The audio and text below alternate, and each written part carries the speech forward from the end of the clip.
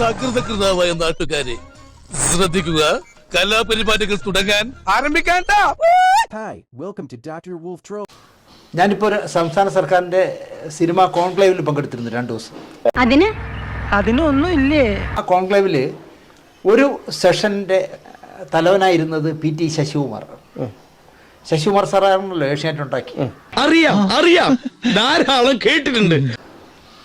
ശശികുമാറിനെ ഞാൻ അങ്ങോട്ട് പോയി സാറിനെ പരിചയപ്പെട്ടു. അപ്പോൾ എൻ്റെ പറഞ്ഞു, ഞാൻ ഇവിടെ കണ്ടിട്ടുണ്ട്. ഞാൻ സാറിനെ കുറിച്ച് ഏഷ്യാനെറ്റിനെ ബിറ്റ് തുലച്ചതിനെ കുറിച്ച് ഞാൻ ഒരു എപ്പിസോഡ് ചെയ്തിരുന്നു. കാരണം നീ ഒന്ന് ഭൂമിയിലേക്ക് ഇറങ്ങി കിട്ടാൻ കാത്തിരിക്കായിരുന്നടാ. ഏഷ്യാനെറ്റ് എന്ന് പറഞ്ഞൊരു വലിയ പ്രസ്ഥാനത്തെ നശിപ്പിച്ചത് സാറാണെന്ന് ഞാൻ ആ പ്രോഗ്രാമിൽ പറഞ്ഞു. പുള്ളി ഒരു ചിരി ഇരിച്ചു. ഞാൻ പറഞ്ഞു, സാറേ ഭയങ്കര ബോറായിപ്പോയി സാറേ ഇങ്ങനെ ഈ കച്ചവടക്കാരന്മാർക്ക് ഈ ഏഷ്യാനെറ്റ് വിറ്റത്. ഇന്ന് ആ ചാനലിൽ വരുന്ന പ്രോഗ്രാമുകൾ ഒന്നും വേണ്ട സാർ. കേരളം കണ്ട ഏറ്റവും എന്താ പറയുക മിടുക്കനായ അല്ലെങ്കിൽ എന്താ പറയുക അഭിമാനത്തോടെ നമുക്ക് പറയാവുന്ന നടനാണ് മോഹൻലാൽ. എന്നെ പൊക്കി പറഞ്ഞ് സോപ്പിടാനുള്ള പരിപാടിയാ കള്ളന്മാര്. കുറച്ച് കോടികൾക്ക് വേണ്ടി ആ മനുഷ്യൻ അതപ്പതിക്കുന്ന കാണുമ്പോഴേ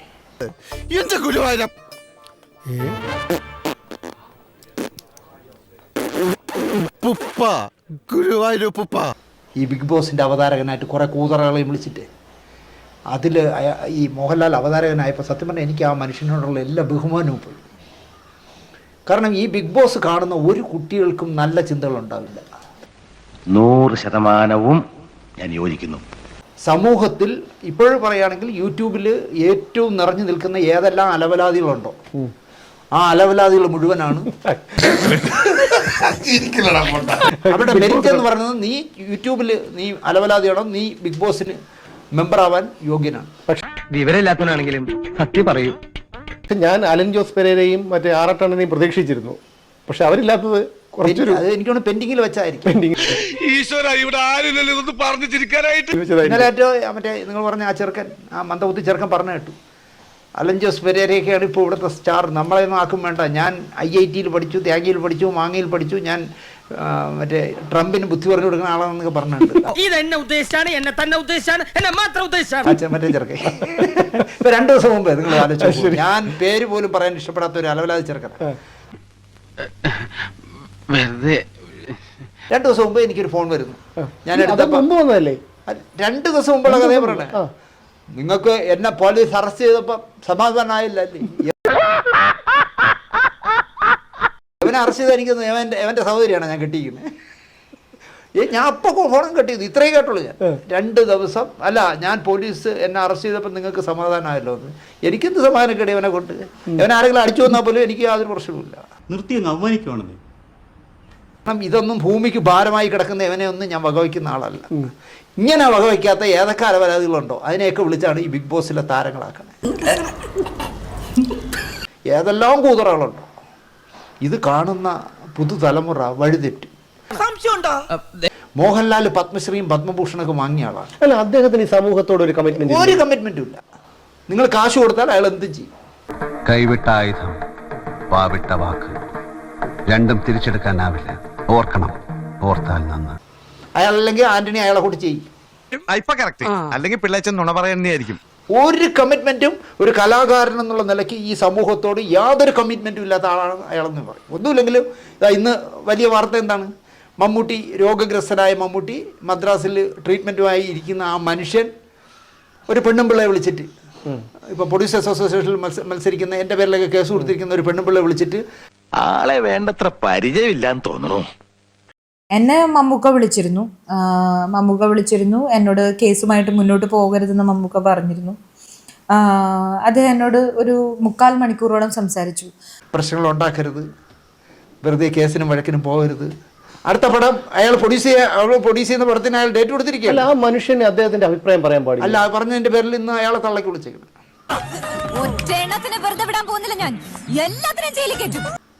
ഇതാണ് ഈ നാട്. പക്ഷെ മമ്മൂട്ടി അത്രയെങ്കിലും ഇടപെടും. മനസ്സിലായില്ലേ? നിങ്ങൾ അങ്ങനെ ചെയ്യരുത്, അടിയും വഴക്കിനൊന്നും. നല്ല ഉദ്ദേശത്തോടു കൂടി അനീതിയോട് പറയുന്ന രീതിയിൽ അയാൾ ഉപദേശിച്ചു. 1 മണിക്കൂറോളം സംസാരിച്ചെന്നാണ് ഈ ലോകത്തുള്ള മുഴുവൻ പേരിൽ ഒരേ കേസ് കൊടുക്കുന്ന ആ സ്ത്രീ പറയുന്നത്. അതുപോലെ അത്രയും കമ്മിറ്റ്മെന്റ് പോലും മോഹൻലാലിനില്ല. ഈ നാട്ടിൽ എന്ത് നടന്നാലും അയാൾക്ക് പ്രശ്നമല്ല. അയാൾക്ക് കുറേ കാശ് സമ്പാദിക്കണമെന്നുള്ളതല്ലാതെ നമ്മൾ കൊതിയോടെ തുടരുമൊക്കെ കാണുമ്പോഴേ ഞാൻ കണ്ണടച്ചിട്ടില്ല എന്നാണ് എനിക്ക് തോന്നുന്നത് കേട്ടോ, പടം തീർന്നവരെ. അത്രയും ബ്രില്യൻ്റായ ഒരു നടൻ ഇത്രയും അധപ്പതിക്കുക എന്ന് പറഞ്ഞാൽ ആലോചിച്ച് നോക്കൂ. ഒരു കയ്യബദ്ധം നാറ്റുകരുത്. ഈ ബിഗ് ബോസ് എന്നൊക്കെ പറഞ്ഞ കൂതറ പരിപാടി, ഒരു പെണ്ണിന് ഇപ്പോൾ 2-3 കെട്ടി 2 പിള്ളേരുമൊക്കെ ആയ ശേഷം ഇപ്പം മഞ്ജുവാരിയേക്കാൾ മോളിൽ നിൽക്കുന്ന ഒരു പെണ്ണുണ്ടല്ലോ ഇപ്പോൾ. ഒരു പെശക ലുക്കുള്ള പെമ്പർനോത്തി ഏത് അലവലാതിയാണോ. ആ പെണ്ണൊക്കെ ഒരു ദിവസം 50,000 രൂപയാണ് നമുക്ക് ശമ്പളം. അപ്പോൾ 100 ദിവസം ആകുമ്പോൾ അവർക്ക് 22 ആലോചിച്ച് നോക്കും. അപ്പോൾ അതുകൊണ്ട് ഏതറ്റ വരെയും പോവും. എനിക്ക് ഒറ്റ കാര്യം പറയാനുള്ളൂ, കാശ് തരാം, നടുറോട്ടിൽ ഇരുന്ന് മൂത്രം ഒഴിക്കുന്ന ചെയ്യരുത്. സെന്ററിൽ കൂടെ കയറി പോകലെന്നല്ലേ പറഞ്ഞ നിങ്ങൾ. കാശിന് വേണ്ടിയല്ല നമ്മൾ ജീവിക്കേണ്ടത്. സമൂഹത്തോടൊരു കമ്മിറ്റ്മെൻ്റ് ഇല്ലെങ്കിൽ പോലും മക്കളോടെങ്കിലും വേണം. അല്ല, നമുക്ക് അലവലാദികളെ കൊണ്ടുള്ള സംസ്ഥാന സമ്മേളനമാണ് ഈ ബിഗ് ബോസ് എന്ന് പറയുന്നത്. അതിവിടെ എല്ലാവർക്കും അറിയാവുന്ന കാര്യമില്ലേ, പ്രത്യേകിച്ച് വാർത്തയൊന്നുമല്ല. എന്ത് സന്ദേശമാണ് ഏഷ്യാനെറ്റ് ഈ കൊടുക്കുന്നത്? ആദ്യത്തെ 1-2 സീസൺ കഴിഞ്ഞാൽ പിന്നെ അവർ ചെയ്ത സന്ദേശം എന്താണ്? സമൂഹത്തിൽ നൊട്ടോറിയസുകളായ കുറേ എണ്ണത്തിന് വിളിച്ചുകൊണ്ടിരുത്തിയിട്ട് ആ 5 ദിവസം അങ്ങോട്ടാടി ഇങ്ങോട്ടാടി പാത്രം എടുത്തടി, ഇത് അടുക്കളയിൽ വാഷ് ബേസിൽ തുപ്പി മറ്റേ ചെയ്ത് മറിച്ച് ചെയ്ത് പറഞ്ഞ് തെറിയോട് തെറി ഒക്കെ. അല്ല, ഇതില് നമ്മൾ അഥവാ ഇവരൊരു പ്രോഗ്രാം ഇങ്ങനെ ചെയ്തു വന്നിരിക്കട്ടെ, അതിൽ ഒരു സമൂഹം അംഗീകരിക്കുന്ന അല്ലെങ്കിൽ സമൂഹത്തിന് എന്തെങ്കിലും മെസ്സേജ് നൽകാൻ കഴിയുന്ന ആൾക്കാരെ കൊണ്ട് പങ്കെടുപ്പിക്കണ്ടേ? ഇത് നീ ഒന്നും പണയണ്ട. സുവർഗരതിക്കാര് അല്ലെങ്കിൽ സോഷ്യൽ മീഡിയയിൽ കോമാളിത്തരല്ല, എല്ലാ അലവലാത്തരും കാണിക്കുന്നു. ഇവിടെ ഒരു ഏതോ രജത് കുമാർ എന്ന് പറഞ്ഞ ഒരാളുണ്ട്, അയാളുടെ ഞാൻ ഓർക്കുന്നു, വല്ലാതെ ഓർക്കുന്നു. അയാൾ നരയൊക്കെ ഇട്ട് നടന്നിരുന്ന കാലത്ത് അയാൾ ഈ കോളേജുകളിൽ പ്രസംഗിക്കുന്നതിൽ ചിലതിൽ നമുക്ക് അഭിപ്രായ വ്യത്യാസം തോന്നുമെങ്കിലും എന്തൊരു വാഗ്മിയായ, എന്തൊരു ബുദ്ധിമാനായ മനുഷ്യനാണ്. കുറെ കാശിന് വേണ്ടി അയാൾ ഈ പറയുന്ന പോലെ കൂതറകളുടെ ചെന്ന് കെട്ടി മറിഞ്ഞ് വിഗ്ഗൊക്കെ വെച്ച് മറ്റേ ഡൈയൊക്കെ അടിച്ച് അയാളിപ്പോൾ ഇവിടെ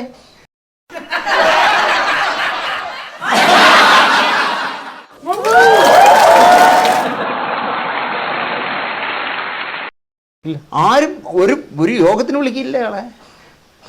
ജനം ഇത് ഒരു പരിധി വരെ രസിക്കുന്നുണ്ടെങ്കിലും അവരുടെ ഉള്ളിൽ വെറുപ്പ് കൂടുകയാണ് അല്ലേ? അതാണ് മനസ്സിലാക്കേണ്ടത്. അല്ല, ഇത് ആസ്വദിക്കുന്ന ഒരു നല്ല പങ്കുണ്ട്. അയ്യോ ദാരിദ്ര്യം. അപ്പം ഈ അപ്പുറത്തെ വീട്ടിൽ എത്തി നോക്കുന്നവന്മാർക്ക് ഈ ബിഗ് ബോസ് ഇഷ്ടമായിരിക്കും. അതിന് ഈ മോഹൻലാൽ വന്ന് ഇനി എത്ര വെള്ള പൂശിയാലും മോഹൻലാലിൻ്റെ വില പോകും എന്നുള്ളതല്ലാതെ ഭയങ്കര ബോറായിപ്പോയെന്ന് ഞാൻ പറയും. ഇയാൾ എനിക്ക് ചൊറിഞ്ഞ് വരുന്നുണ്ട് കേട്ടോ. തറയാണെന്ന്, വെറും തറ എന്ന് പറഞ്ഞാൽ അതിന് ഈ മോഹൻലാൽ അവതാരകൻ, ഇയാൾക്ക് എങ്ങനെ തോന്നണമെന്ന്. ഇതൊക്കെ ഈ പ്രോഗ്രാം ഇയാളുടെ വീട്ടിൽ മക്കൾ കാണില്ലായിരിക്കും, അതാണ് പ്രശ്നം. ഇയാളുടെ മക്കളൊക്കെ വലുതായില്ലേ. നിനക്കതൊക്കെ എങ്ങനെയാ സാധിക്കുന്നത്? അല്ല, മോഹൻലാലിനൊക്കെ എന്ന് പറഞ്ഞു കഴിഞ്ഞാൽ നമ്മൾ പഴയ സിനിമകളുണ്ട്, നമുക്ക് പാർക്കാൻ മുന്തിരിത്തോപ്പുകൾ, ഗാന്ധിനഗർ സെക്കൻഡ് സ്ട്രീറ്റ്, അങ്ങനെയുള്ള സിനിമകളൊക്കെ കണ്ട് ആ ഒരു മോഹൻലാൽ നമ്മൾ ഇഷ്ടപ്പെട്ട മോഹൻലാലിനെയൊക്കെ ഇപ്പോൾ ആ ഒരു ആന്റണി പെരുമ്പാവൂർ വന്നപ്പോൾ തന്നെ തീർന്നല്ലോ. അപ്പൊ പോട്ടെ മോനെ ദിനേശ്. നോ ദിനേശ്, മതി. ഞാൻ വരട്ടെ. എങ്ങോട്ട്? അല്ല, ഞാൻ പോട്ടെ. സബ്സ്ക്രൈബ് ചെയ്തേക്കണടാ.